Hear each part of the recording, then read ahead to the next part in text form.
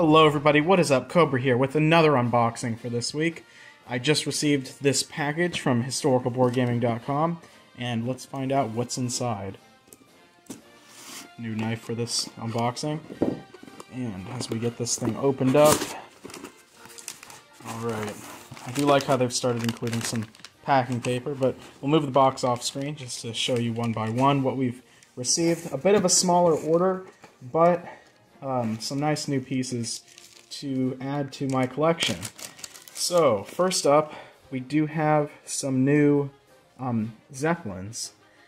These are, I've bought Zeppelins from Historical Board Gaming before, and as you've seen in my recent 1914 videos, I've got Zeppelins in my 1914 games. But basically, I just decided to buy a couple more, mainly for Great Britain, which does have a decent economy and can find some use out of Zeppelins. Right now they have 3, but I bought 2 more, probably just to throw in as British Zeppelins. So, nice new pieces. And again, I didn't need the stand because I just magnetized mine for my clear flight stands. So we'll just put those over there. Here we have a very nice addition to my neutrals. This is the, it says it on the bottom, as I learned from last time. It's probably some Dutch name that I cannot pronounce, the Hertog Hendrick. And this was a coastal defense ship. It was pretty much built for the role during the 1930s, I'm pretty sure. But you can see just from this piece like how it was intended to be used, where you've got a crane on the, or a yardarm on the back of the ship that would have been able to launch catapult fighters. There's a large gun in the front on a turret, but then all those little bumps you can see on the sides are actually a ton of smaller turrets. They're basically huge 6 or 7 gun broadsides of these smaller, I don't know the caliber, I think there are 5-inch guns, but all in little small turrets, and you can see they had those on each side of the ship. Plus, as you take a closer look here, we got a bunch of lifeboats too that are also hanging over the ship, basically as landing ships. This thing was designed and saw service in the Dutch East Indies, so basically with the archipelago that Indonesia is, they could use landing ships basically to their great advantage to land troops ashore. So, getting into the next bag, we've got some replacement units. Now, as you can remember from last video that I had, last unboxing, there was a few units that ended up being a little subpar, and Historical Board Gaming was kind enough to replace them as they usually do. So you can see we've got a, let's see, a Queen George V class 1916 pattern. Again, I wanted to use this as my as a World War II unretrofitted version of the Queen Elizabeth class, or the Queen George V class. So, and you guys have seen these last week, so yeah, this was another bent ship I got. The name is a little bit obscured. I think this was a Queen Elizabeth, yeah, if I'm not mistaken. And we have another Ein, just because. Alright, so almost to the end of this, a very short little look at what I got. We have some new Russian pieces. These are the SU something 105, I think. They're basically, in real life, they're heavy self-propelled guns, but what I'm going to be using them as is Russian tank destroyers. For a long time, I've just been using the Joseph Stalin IS-2 tanks as tank destroyers, and it's pretty confusing because, you know, they've got a turret, they look like a tank, so everyone thinks that they're medium tanks. So finally, with these, it'll give the Russian player a more easy recognition where they'll see, you know, this turretless, large-gunned tank destroyer. So, and that includes 5 of these, so they'll be all painted up sooner than later.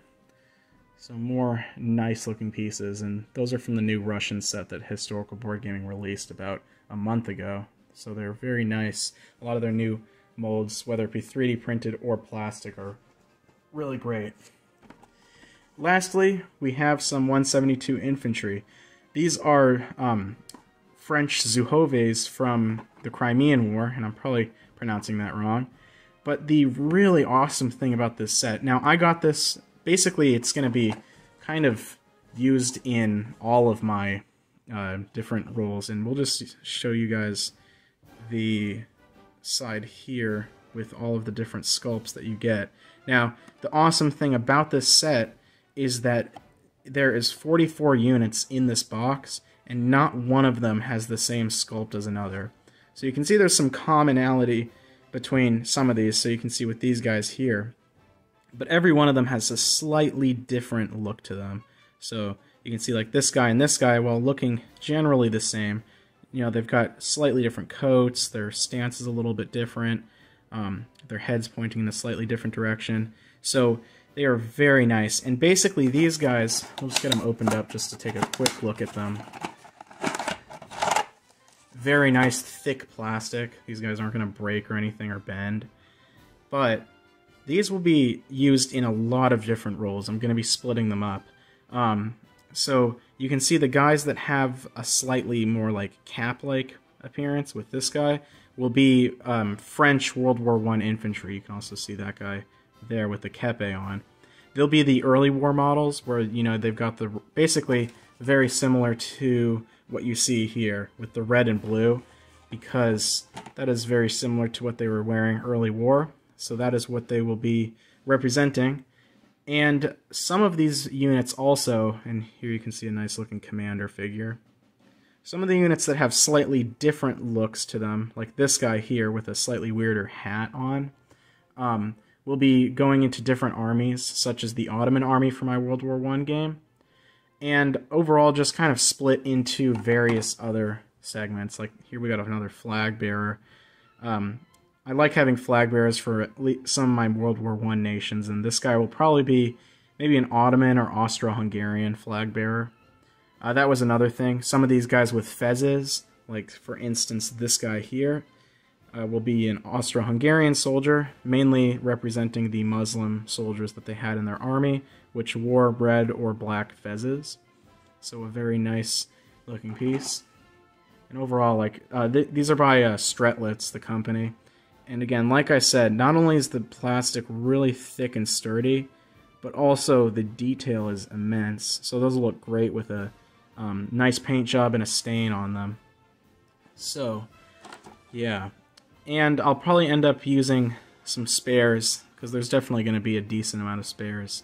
And they'll be ending up as some of my neutral nations. Probably thrown into some of the South American ones and such, just to add some more diversity.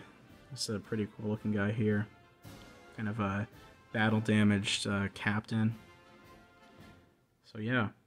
Overall, that is my short little unboxing video, and I hope you enjoyed this quick little look at some things to come, some things you might see painted in the future, and I hope to see you guys again. Remember to hit the like button if you liked the video, leave a comment down below on what you would like to see next, and if you're new to the channel, consider subscribing, because 60% of my viewers aren't subscribed, and every subscriber helps me gauge how many people like to watch these videos. So, hope to see you guys again. Cobra, out.